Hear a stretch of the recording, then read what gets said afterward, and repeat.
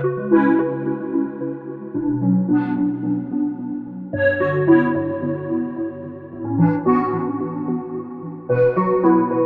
everyone. This is Dr. Bill Seeger, Director of the Corporate Education Program. We are part of the College of Business at the University of Texas at Arlington and physically located at the satellite campus, UTA Fort Worth. We have as our special guest, and we're so pleased, Dr. Edmund Prater. He is a professor in the College of Business at the University of Texas at Arlington.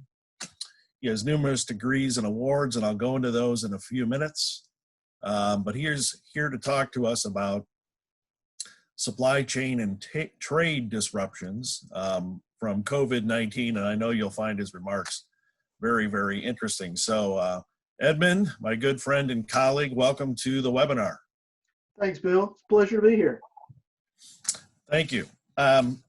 Before we get started, just a little administration. Dr. Prater has graciously extended the offer that if you want to follow up on any of his remarks, of course, you can put comments in the chat box, which my colleague, Mike Woolman, who is the director of the center at UTA Fort Worth, or the satellite campus, he's monitoring the chat box so we can ask Dr. Prater directly on this program. We're going to leave time at the end for more questions so you can really drill Dr. Prater and, really test his knowledge. Alternatively, if you're thinking of the discussion in the future and you say, oh, I wish I would have asked that question, that happens to all of us, we're going to make available his UTA campus email. And he's graciously, as I said, accepted to take your emails and respond, accordingly. So also, Dr. Prater is going to present some slides, and unless they're proprietary, secret, into secrets, he'll probably graciously allow us to get those out to anyone who is on the program today. A little bit about corporate ed. We're a new program. We've been around about 1.5 years trying to build our brand, and so our mission statement is to provide the best in executive education to mid-level and senior level executives. Even those folks have to keep on learning, and that's what we're here for. We also have a goal to take the best research that our great faculty has published and try and translate it so that our listeners and others can use that information practically in their everyday business decision making. And finally, we want to help our community, which is the catalyst for the COVID series, because we have a lot of information, built up in our faculty and around the U.S. and the globe. So we're trying to get information to you that helps with your business decision making or just your life in general. So that's our mission. And why would you look us up? You would look us up if you're interested in our general classes, which we'll be working on. It depends on a few things, either for the summer or the fall, or if your company would really like to team with corporate education and create tailored programs that would involve the UTA faculty, so that we can work together on any continuing education needs your company would have. Okay, well, with that, let me give you some background on our special guest. First of all, I want to give a personal shout out for Dr. Prater. I find him to be one of the good guys in academia. And a good guy in academia is someone who, even though they're busier than everybody else on the planet, like Dr. Prater is, he's always willing to lend a helping hand and to help a colleague, whomever needs help, he would never turn anyone down. So that's my definition of a good guy in academics. And he's been treating me that way because, as I said, he's terribly busy, yet he got on this webinar series, and we do appreciate that. So anyway, as you might imagine, Dr. Prater teaches supply chain management at the university. and he's published over 34 articles in peer-reviewed journals ranging from uncertainty management to the impact of culture on sourcing management. You know what, Ed, if I forget, or Dr. Prater, I didn't write this down. I'd really like to hear about that a little bit because I'm interested in, culture, corporate culture, and I hadn't really thought about it in terms of supply chain management. So hopefully we can fit that in. Anyway, he's also written the book. So if you want to know about supply chain management, you've got to get an introduction to supply chain management, a global supply chain support perspective. Maybe Ed, you can help us too. We can, when we're getting information to the audience, maybe we can tell them how to get that book as well. I'm sure they'll want to read it. I've got it on my bookshelf here. Okay. So he had a career in business. So he's just not an intellectual, but you worked at Hughes Aircraft and Bell South. You started up, I think, your own export-import company. You have your own small, but I bet it's not that small, farming operation. So you're a man of experience as well as academe. So as you might imagine, he does have a PhD in management from Georgia Tech. Okay. Now, he is a rambling wreck from Georgia Tech, but he's a heck of an engineer. How about that? So he has BS and MS degrees in electrical engineering and an MS degree in industrial engineering. And as he likes to put it, he's a glutton for punishment. And I think that's statistically demonstrated with all those degrees, Dr. Prater. So with that, we are so honored to have you here. Welcome. And please tell us right off, though, as we warm up, I wanted to congratulate you on your recent National Science Foundation grant. And before we get into questions, tell our audience a little bit about that, if you can, what you'll be doing, and then I'll begin, the questioning. Go ahead, sir. It's not the National Science Foundation, it's the National Academies of Science. So pardon me, I'm sorry. And that's okay. They're close. I received a fellowship that I will be working for the State Department starting in August. So each year, the U.S. government and National Academies of Sciences take about 8 to 12 academics in particular fields. There's a one-year application process where you're going through and assessing with different departments.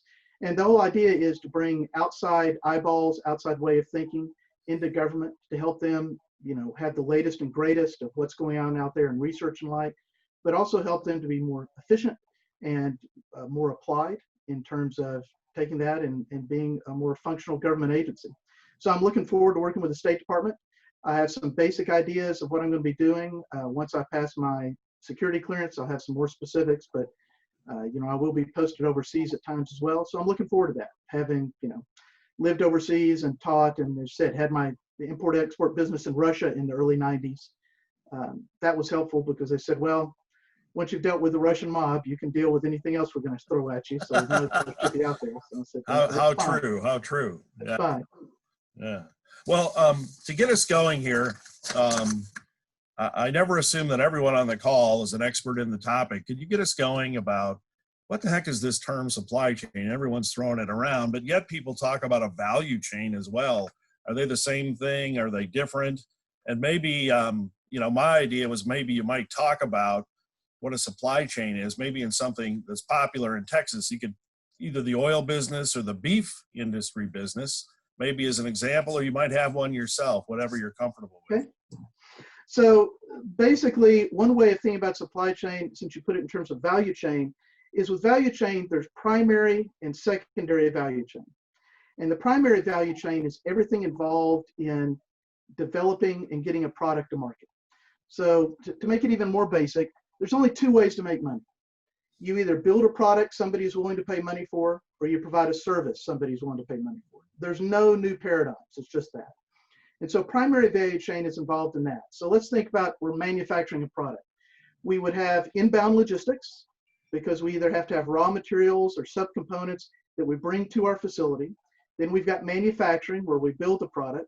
We've got outbound logistics where we're shipping it to wherever the market is that needs to be. And then we have marketing and sales to convince people to buy it, get the cash that brings it in to help us, get more product or more raw materials, etc. That's all the primary value chain. Everything else is secondary. IT, HR, accounting, finance, etc. Now, I'm not saying these things aren't important. Secondary value chain activities are necessary for the company to continue working, but without primary value chain, you don't have cash to do anything secondary. And so that's really the focus of supply chain. And supply chain is an umbrella term that incorporates a lot of different things. And within that is logistics. Logistics is the physical movement of goods and warehousing. Now, I need to make a clarification here. Those are the terms and definitions used in academics and business. If anyone listening comes from the military, then those are not the correct terms. In the military, logistics has always been the larger term. Okay, logistics was far more reaching in the military than in business. Because in the military, there's a phrase, amateurs talk about strategy, professionals talk about logistics. I see. And it's true. So when I'm talking to military personnel, they have different terminology. But in terms of business, logistics is focused on the physical movement of goods and warehousing, and supply chain is a larger overarching term, also involved in the relationship management with customers, suppliers, marketing and sales, etc. So one of the simplest ways to think of it, since you brought it up, is supply chain. Think of it as primary value chain. Great. Well, thank you. Well, right now, we're in the midst of a crisis that's creating all kinds of risk and uncertainty for managers when they do their thing as managers. So one of your areas of expertise is risk management, supply chain risk management. Could you give us some background on that? Because that'll tee us up when I ask you specific questions about specific industries. But what about this risk management with regard to the supply chain? Okay, well, risk management is an extremely broad field. And I mean, there's entire courses and programs in that. But just to give you some basics here, the way to think about COVID and to put it in human terms for each of us is in supply chain for years, since 1980, we play a simulation game called the beer game, where you're basically simulating a basic supply chain. And things can go very bad very quickly, okay? And we use it to teach students about the bullwhip effect. But originally, the reason this was developed at MIT was to teach middle and upper management how they made decisions in the face of uncertainty. So for anyone listening, and think about how you're facing COVID. We don't have a huge amount of information. We get more data each day, but each of us responds to that uncertainty in different ways. Some of us may be more cautious, saying the best bet is to be as safe as possible and protect what we have, okay? Others may be more aggressive. In the face of uncertainty, this is opportunity. I need to get out there and take advantage of this while other people are holding back. And what this does is reflect more of our personalities in terms of how we manage uncertainty. And every individual does this differently. So for example, you may know people who are afraid to get on an airplane, okay? But statistically speaking, more people slip and die in their bathtub every year than slip and fall in an airplane. So statistically speaking, one of the most dangerous things you and I are ever going to do in our lives is get in the car and drive. But we don't worry about that because we feel in control. Whereas in an airplane, we don't. And so one of the things about COVID that's helping people to understand this is realizing that if you normalize the data, looking at risks out there, so far, COVID has killed 100,000 people, sadly, okay? But in 1980, there was a large flu pandemic. In 1968, there was a larger flu pandemic that killed 160,000 in the United States with a smaller population, but nobody said anything. Going back to the Spanish flu, they lost more people than they lost in World War I, but with a population of only 95 million, okay? And they lost 600,000 people. But it's a function of perspective. And so many of the times what bothers people about COVID is that uncertainty, and we don't know how to manage that.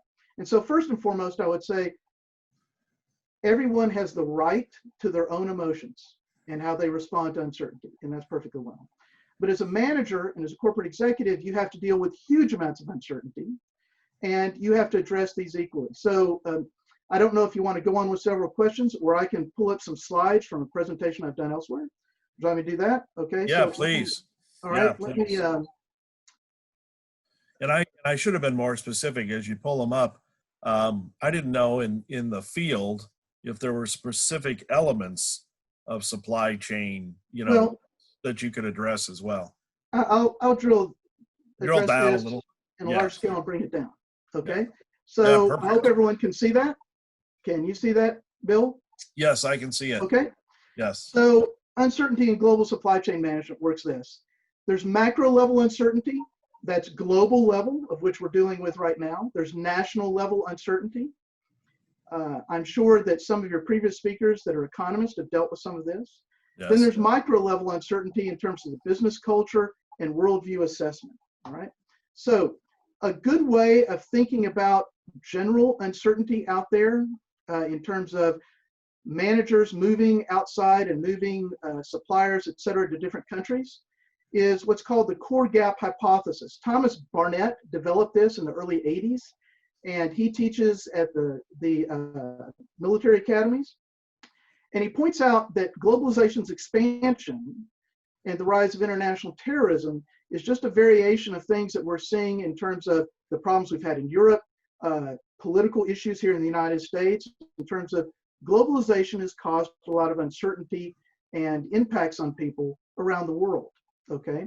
And where some of the greatest impacts have had is between the haves and have-nots, okay? So he defines this as the core countries that trade freely passes between them and the non-integrated gap. And a way of thinking this is the following. I grew up on my father's side of the family. We were poor subsistence farmers in LA, lower Alabama, okay? So, I grew up and I was plowing with mules and we were poor. We had it better off than our neighbors because we had running water because we had a spring on the property. Wasn't much water pressure, but it was there. Everybody else around us just had to draw water from a well. But it wasn't until I went to college that I realized how poor we were, okay? And so it's a similar type thing. You don't realize you may be content until you see somebody has something more. And that's what we're seeing globally. And so this comes from his book that you can pick up. And this is just graphically showing you some of the issues that these gaps here in the Western Hemisphere of the non-integrated countries, and most problems will occur at those boundaries between integrated countries and the non-integrated countries.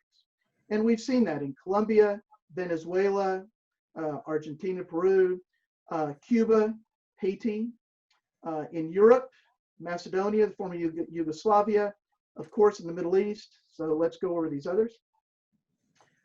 Indonesia, Cambodia, and the like. So his general hypothesis is a general way of thinking about this, that's where the greatest risks will be. Okay. But there's other levels of uncertainty we can get into. Just to briefly go over some of this that the managers may find helpful, there is information you can get on each country out there from The Economist out of London. The problem I have with this, it's very good data, except you have to pay for it. And as a business professor, I will tell you that free is always better. And so you can get the data from The Economist as well as other data from our helpful colleagues at the CIA. That's right. You may find it surprising that an intelligence agency prone to secrecy will actually post out this, but this is some of the best data out there. So you can go to the Department of Commerce, the CIA, they will give you this information in terms of political and security risks, regulatory compliance, intellectual property risks, et cetera. So that's one good way of gathering information to assess this. And then also the CIA fact book that you can choose any country and the CIA fact book will give you that information on there. Now, there's some other resources you can turn to, and that's Stratfor. Stratfor stands for Strategic Forecasting. They're a company out of Austin, Texas. Now, you may have remembered a couple years ago that a certain young individual stole a lot of data from the US government and posted it on the web. And then he's currently living in Russia because he can't come back because he's under the Espionage Act. Okay. all my students at the time were looking at all the stuff he was posting, but one of the things I pointed out to them was that a lot of the stuff that he posted were reports and information from Stratfor. Now, I used to do long-term forecasting for the phone companies.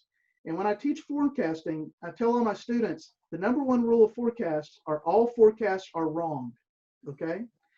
But you try and find the forecast that is least wrong. And Stratfor has continuously been hired by companies and countries because they have a history of being correct, okay? And so the two founders, George Friedman and Robert Kaplan, anything they write is always good. Now, George Friedman just left Stratfor and started another consulting company. So that's out there, but I will recommend some basic books that will help people, not just with what we're talking about, supply chains, not right now, but help explain what we've been seeing over the past couple of years and direct them in the future. George Friedman wrote a book, came out mid 2014, called The Next Decade, his forecast for the next decade. So let me point out the first 5 forecast outs in the book. We will sign a deal with Iran, okay? Russia will invade Crimea and the Ukraine.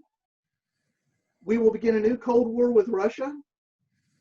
Turkey will take over more power in the Middle East, and Japan will amend its constitution to allow offensive operations. Those are his first 5. Click, click, click, click, click, right on the money. And that's why he has a history of this. Now, more interesting book is The Next 100 Years, a forecast of the 21st century, okay? So he forecast 100 years out.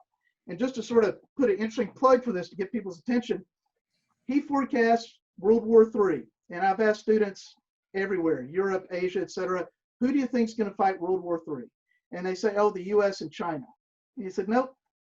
His forecast is that World War III will occur about 2050, and it will be the United States and Poland versus Turkey and Japan. And when I first read that, I'm like, what? But he will step you straight through it. So it's interesting. Now, Robert Kaplan has 2 good books that help explain not just the political issues going in the South China Seas, but those supply chain issues. And that's called The Revenge of Geography and Asia's Cauldron, the South China Sea. So just to make it this simple, Britain has the majority of all their supply chain is sea-based. Why? Because they're an island, okay? That's why they had the largest navy for years. Well, China is building a blue water navy. And one way to think about this is not power expansion, but because they're an island.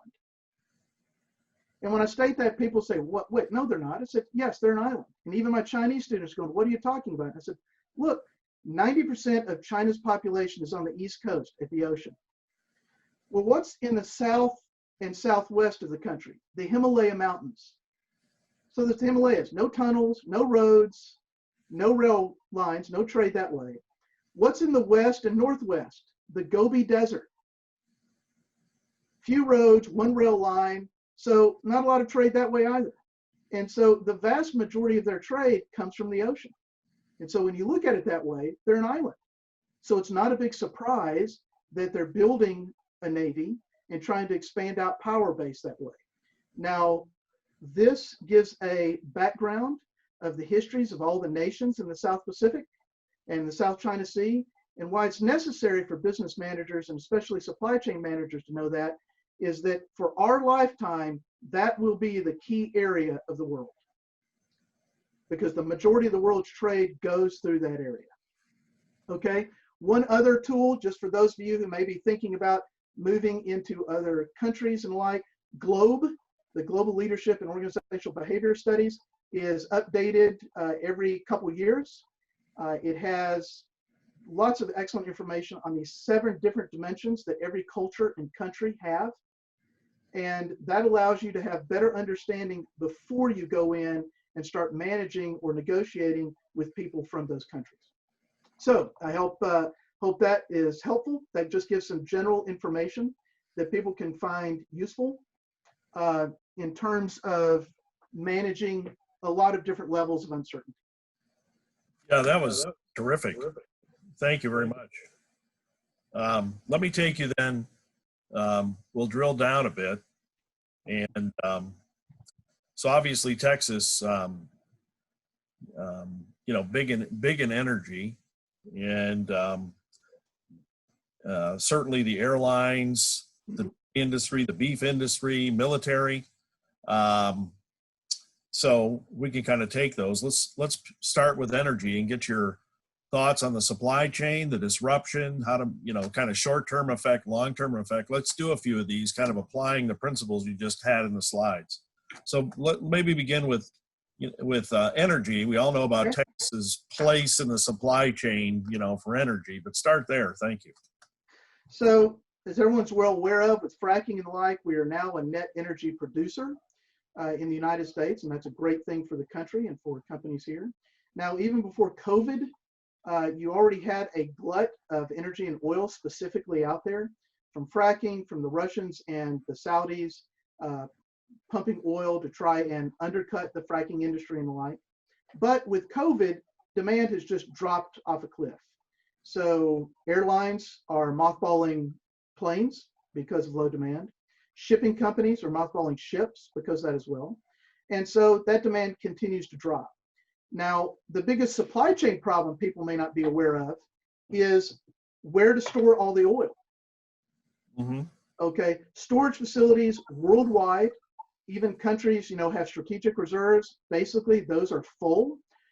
Companies are putting things in oil tankers and parking them just because we're having a warehousing problem for all this oil. That's the key logistics issue right now in the energy sector. Now, for companies out there, the bad news is that shipping, airlines, and the like, demand will continue to be low here in the short term, which is the future. The good news is that for the foreseeable future, energy prices are going to remain low because we have so much excess capacity out there that, in terms of the average day-to-day company trying to forecast how much do I need to put aside for energy costs to be worrying about those costs going up, they're not going to be. So that's a good thing for general companies out there. But in logistics and transportation, they're taking a hit right now. A question came in, Ed. It says, if oil prices remain low, can the shale industry survive in the U.S.? Oh, yes. The shale industry will survive, but there is going to be fallout. Okay. A general rule in terms of uncertainty management when there's crisis, economic, et cetera, is the 10-80-10 rule. Okay. With any stress situation, 10% of the companies are going to be better for it. They've already been planning ahead. They're going to be able to take advantage of it, and they're going to be stronger for it. 10% of the companies are just going to fail and be weaker for it. And those are the companies who had problems beforehand. Okay, so in examples in non-energy aspects of it, JCPenney was already struggling before this, and now they've declared bankruptcy. Hertz Rent-A-Car, okay, they were already having troubles, and this just pushed them over the cliff. And then there's that 80%, the big bulge in the center. Mm-hmm. And whether they succeed or fail depends upon their leadership and their decision making. That's where the core bulk is. But looking at data from the past, it's basically all these things are 10-80-10 rules.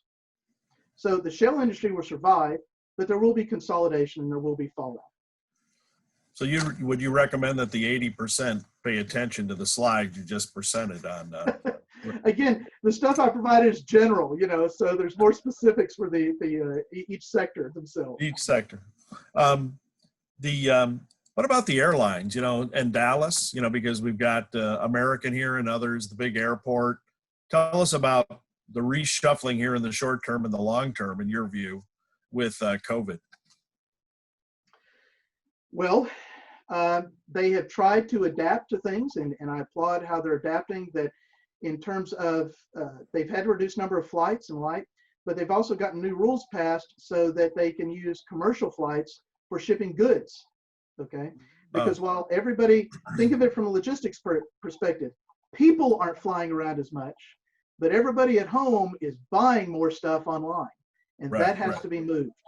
Okay, And so the airlines have started to adapt to that, but they've been doing that with commercial flights and trying to do this by saying, okay, I want two for the price of one plus $1, and looking at operational efficiencies. We'll see how well that goes. But in terms of them being able to continue with their current models, that depends on how long this goes and how fast people come back to traveling and feel safe about that.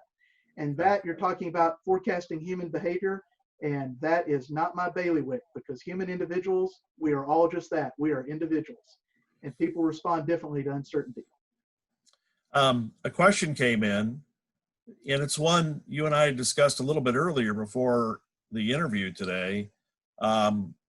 Will the U.S. in general, industries in general, cut back on outsourcing to China?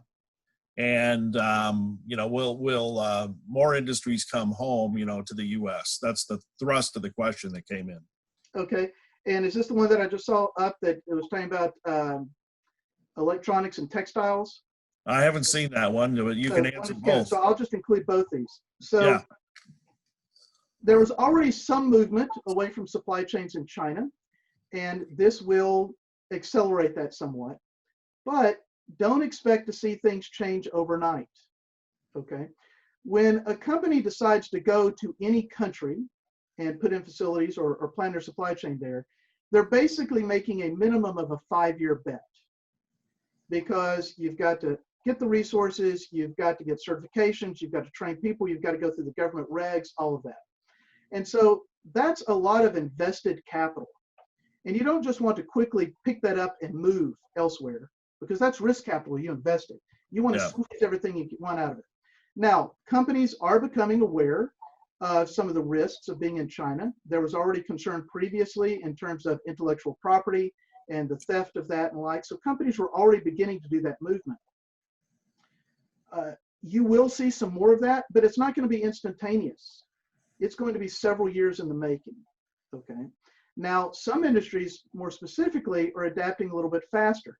The textile industry, we're seeing a lot of movement out of China, and specifically to two other regions, Central America and Africa, okay? So not North America, because costs there are still high, but Central America, excluding Mexico, okay? Because there's too much uncertainty in terms of drug violence and the like in Mexico, and honestly, their labor costs have gone up enough so that textiles will never be coming back en masse to the United States. There's too high costs. But Central America and Africa is where that's going, okay? And that's just a trend of what's referred to as island hopping, moving to the lowest cost area. Just to put this in a little historical perspective, in the 1700s, the low-cost manufacturer worldwide was the American colonies. Britain outsourced to the American colonies. Right. After World War II, okay, the low-cost manufacturer was Japan. They're not anymore. Then Taiwan, then mainland China. Several years ago, mainland China in many areas was not the low-cost manufacturer anymore.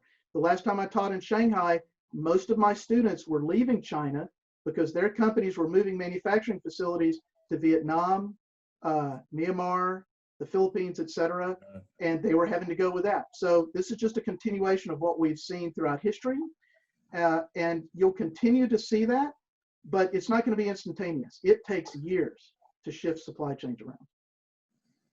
Hey, Ed, I wanted to...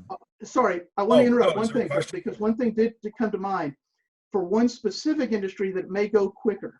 And that is, it would not surprise me that once this is over, there's a congressional investigation on why we're getting the majority of our pharmaceuticals and protective gear from China.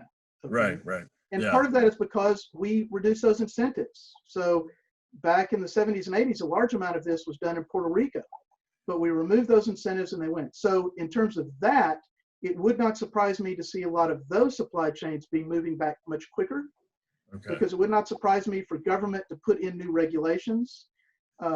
Perhaps it might be that if you want to produce something and you're an American company in something that they deem strategic, 50% of that manufacturing has to go on in North America. So Yeah. other nations do that type of thing for their own national companies. We might see something like that. So now I wanted to turn your attention to some different examples, perishable goods and the beef industry and dairy. I read an interesting thing before our interview about Borden's or Dean Foods, I'm sorry. So Dean's milk. I didn't realize, I hadn't been thinking, but they were saying, yeah, demand from cruise ships is zero. And I go, yeah, that's right. Cruise ships, buy a lot of milk.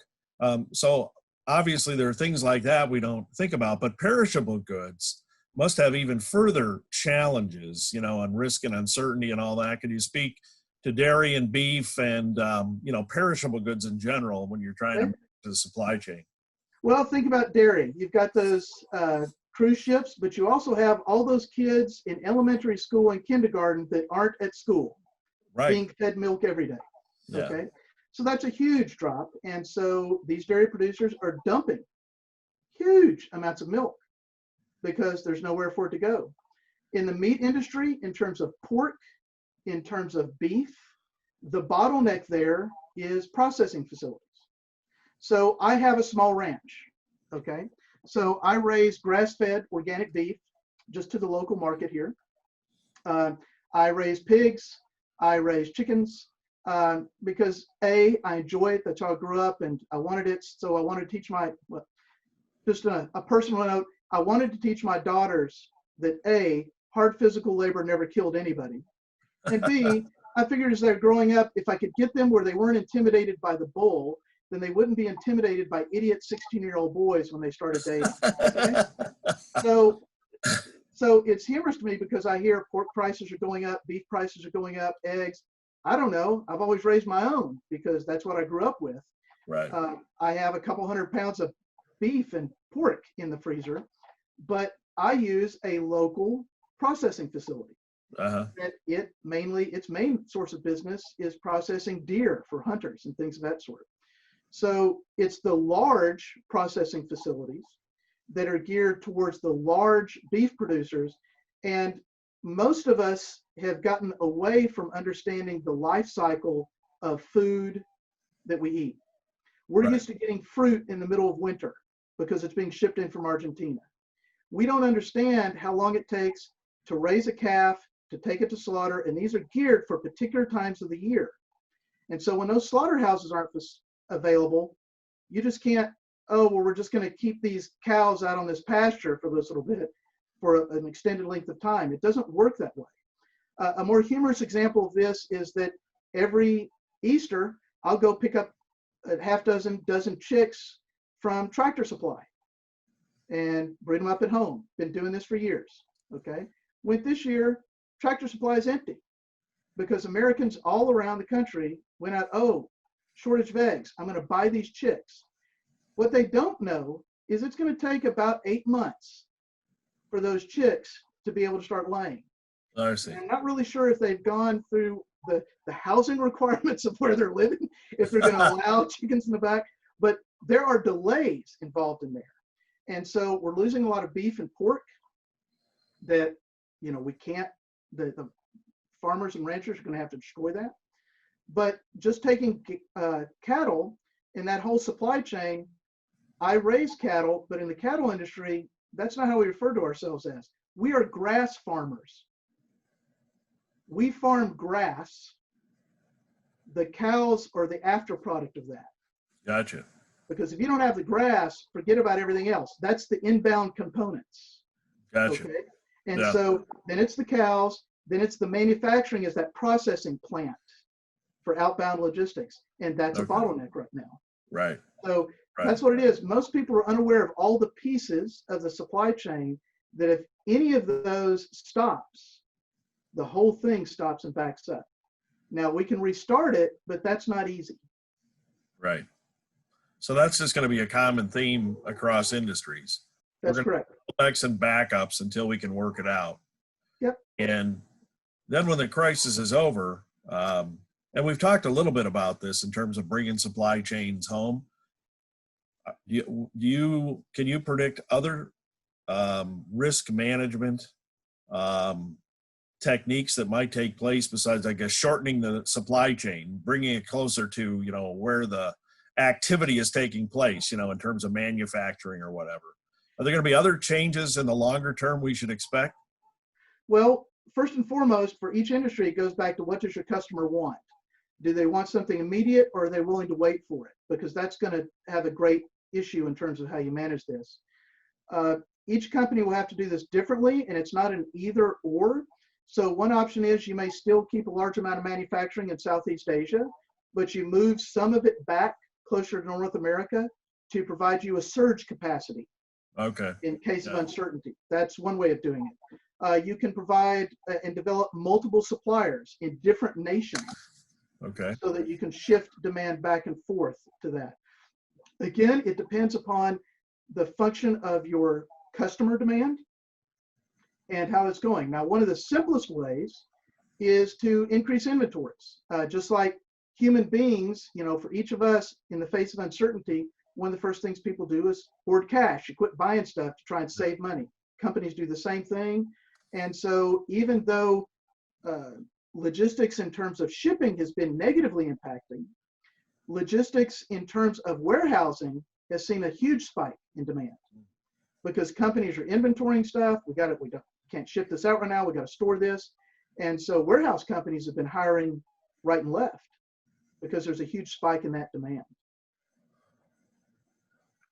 So what is your overall scorecard across these issues for the Texas economy? Are we is the Texas economy, particularly with regard to supply chains in general, nimble and flexible, or are we inflexible and thus we're going to have a tougher time reacting to all the challenges of COVID?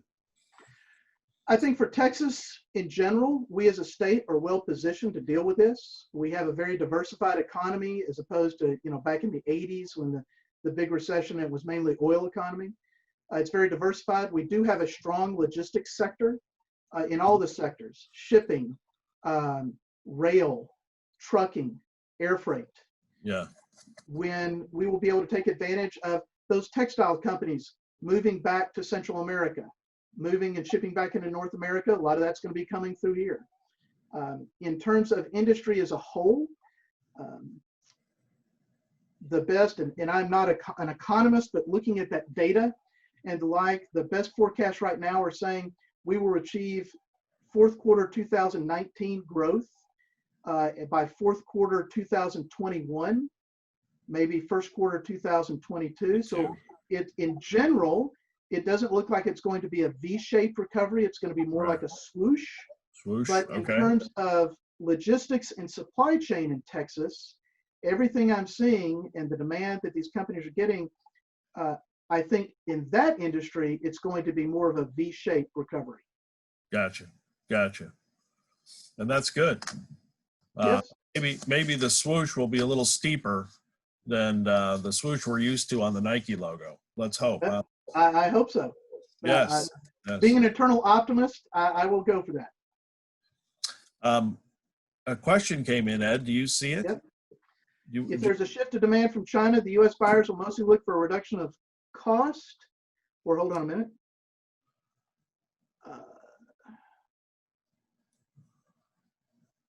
A reduction in cost or improved security. Again, it depends on the market. Okay, so there are two basic ways to compete. You can compete on low cost, or you can compete on differentiation. Okay, in differentiation, you're different in some way. You provide better quality. Well, that has a lot of different definitions in and of itself right there. You're faster. It's better design quality, etc. Okay, and so it depends upon what the product is. Okay, for those companies that are competing on low cost, there is still going to be a driver to keep manufacturing in low cost areas. Okay, for those that are competing on other types of products, then there may be more of an emphasis to move things closer in and have more security there. But since we're talking about security, again, there's different types of security. The thing that came out to COVID is that, oh no, here's all these pharmaceuticals, masks, etc., and 90% of them are being built in China. And every nation went national with COVID. I mean, think about the European Union. They thought that they're all this big grand union, but once this hit, every nation said, nope, our medical goods are for us first, and we'll worry about the rest of you later. And so countries are going to face this. Companies are going to have to face this.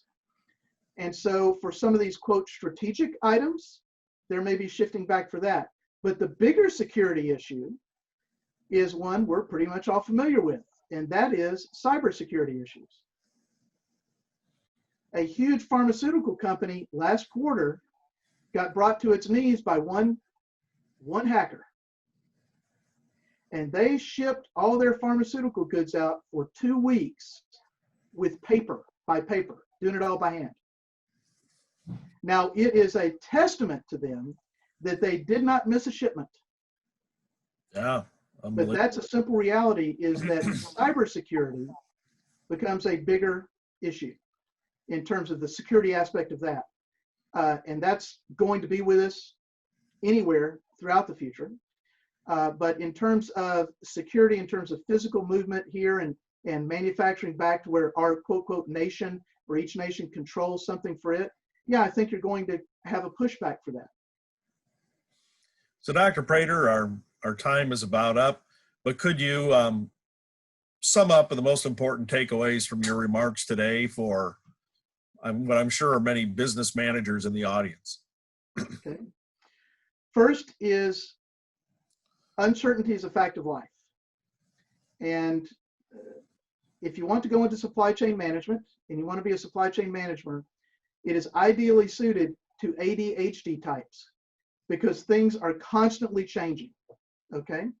And so that's part of why I love it. There's always decisions to be made. It's constantly changing. There's never a dull moment. If you don't like that, if you want stability, if you want to make sure that I can make the correct decision to make sure everything's right, become an accountant, okay?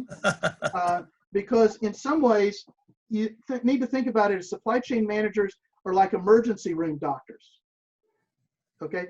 Things are always going to be happening, and you have to be able to make those calls and keep working on it, okay? And so just accept that no matter how things are stable at any point in time, there's always going to be change. And you must always be adaptable and flexible, because the only thing I can guarantee you is tomorrow will not be like today. Okay.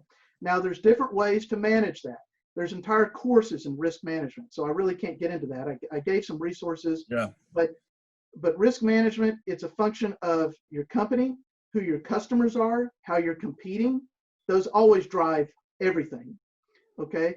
And then that helps you get an understanding of your corporate culture, your risk aversion, okay? Because corporations can be risk averse or risk takers, and that guides you in terms of decision making you're making with your supply chain, okay? Companies have personalities, okay? And so for people going to work for a company, it's just like when you got married. You didn't marry your spouse, you married their entire family background, okay? Same way with a company.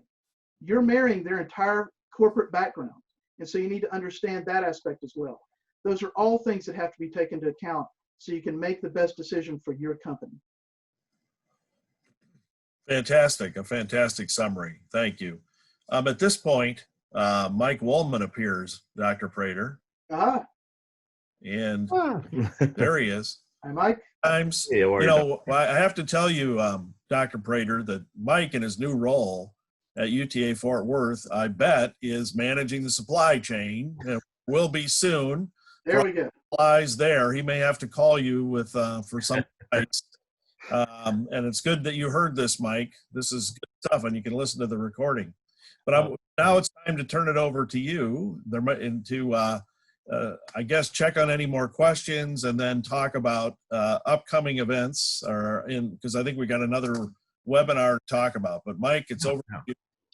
Well, thanks, Bill.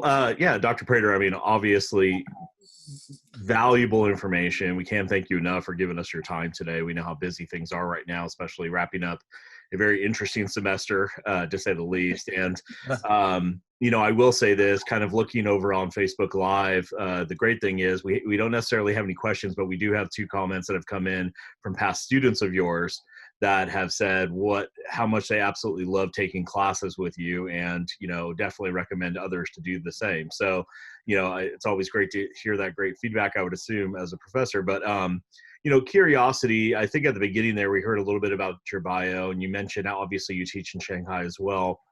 What just kind of a personal question here, from a educator standpoint, what programs are you still currently teaching in? What kind of classes are you teaching? Are you still doing work with the China program right now with the things that are happening with COVID?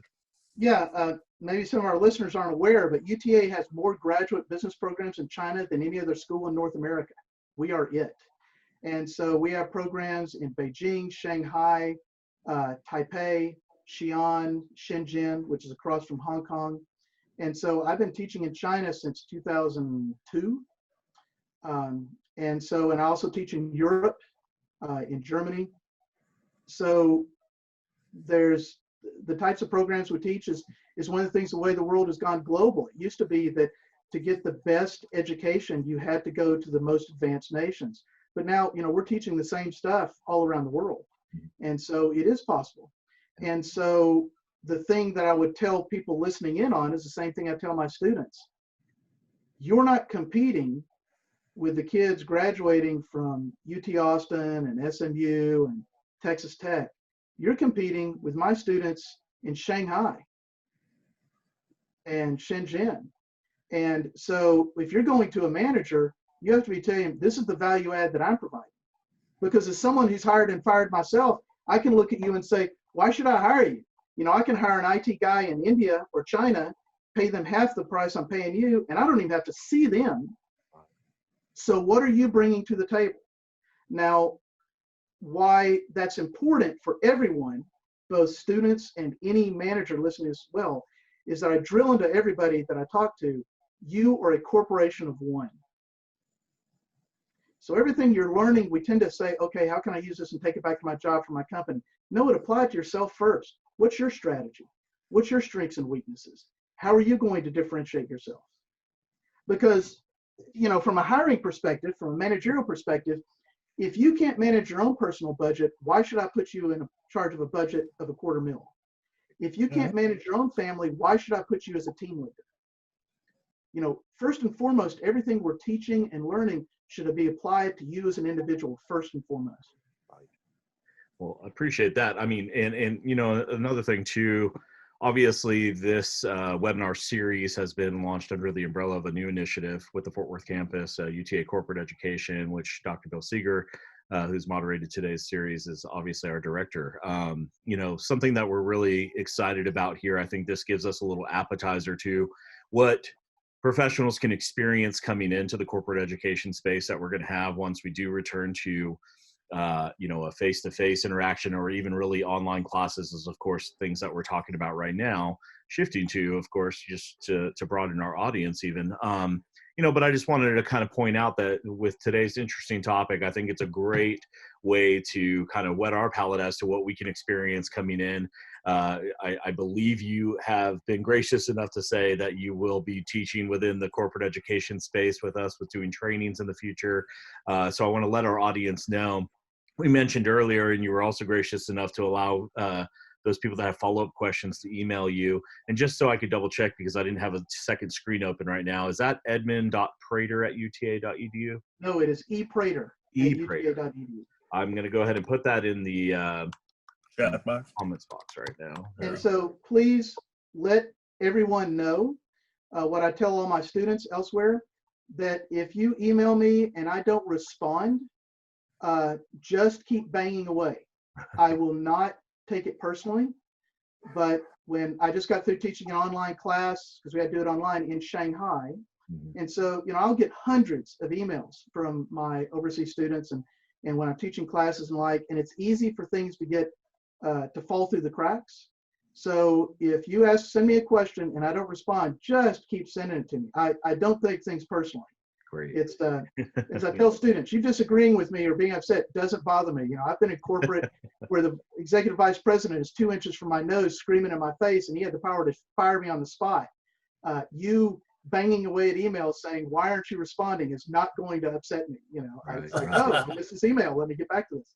Right. So please, and you can call my office phone as well. I have that forwarded to my cell phone, which has international roaming. So ironically, you can reach me anywhere except my back pastures. For some reason, I don't have coverage in my back pastures.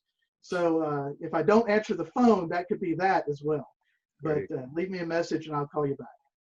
Well, that's great. And you know, as Dr. Seeger mentioned earlier, we continuing on with our series, a recent thing. We don't even have a locked-in date, but I will say with confidence that in the next week or so, we will be interviewing Dr. Tammy Eads. She oversees our nursing program at UT Arlington and is also a very well-respected leader within the nursing field here in the state of Texas, especially as a leader there. And so we are going to have a series coming up here, excuse me, not a series, but a webinar coming up here as part of our series that's focused on healthcare and what's happening right now within the industry, of course, with those frontline workers and everything that we see coming into the future as to how those changes might be experienced because of COVID. So we thank you again. I'm going to let Dr. Seeger close it out, but I personally want to say thank you on behalf of myself and the UTA Fort Worth campus. We're delighted to have you as part of our faculty and excited to have you back on campus and, you know, teaching classes with us, of course.